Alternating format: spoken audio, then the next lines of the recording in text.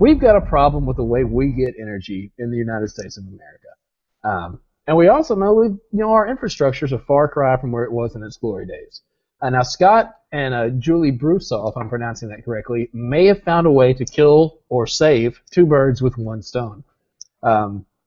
Their answer is the Solar Roadways project, which is solar panels that are designed to withstand the heaviest trucks and replace our current asphalt and concrete roads.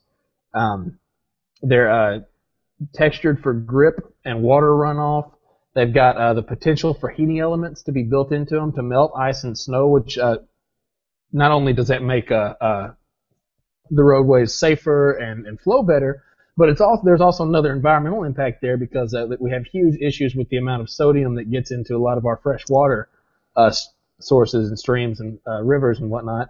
And I know here in Arkansas, even actually up around, I'm sorry, I shouldn't give away where Becca lives, but in Arkansas, in certain parts of the state, there have been some experiments run where they use beet juice instead of salt to try to find a more environmentally stable alternative to just throwing tons of salt out into ecosystems where it doesn't belong.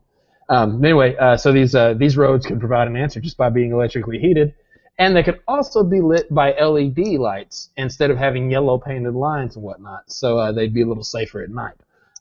Now, this is not just some kind of pie-in-the-sky drawing board concept either. They are, thanks in large part to 2 phases of funding from the U.S. Federal Highway Administration, so I know they've already lost Sean.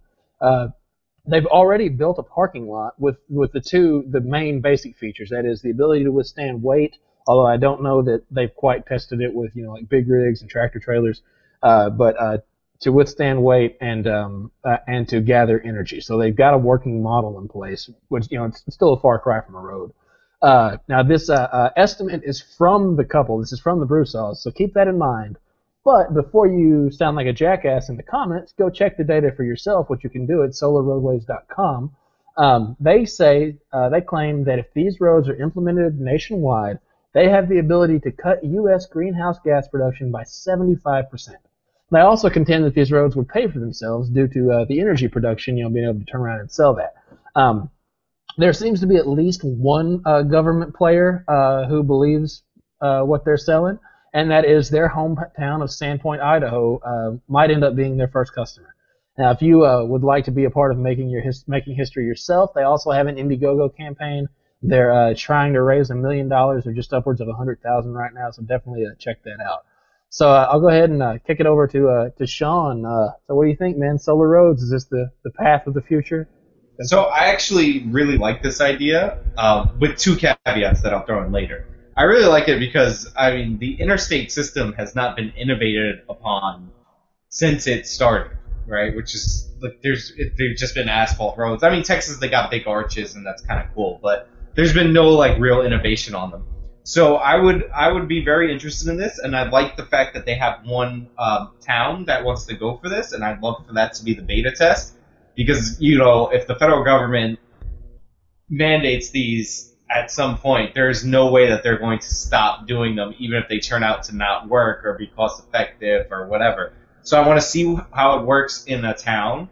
I want to see what the energy you get, because the thing that's about these is, even if they cost technically a little more than the asphalt roads, if they do produce energy, that could offset that cost. So I want to see how it works over a certain period of time. And if the town is going to pay for it, or this Indiegogo campaign is going to pay for it, then I like to see how it works. I'm not anti-innovation, Jordan, so your offhanded comments in the middle of that, I was offended by it.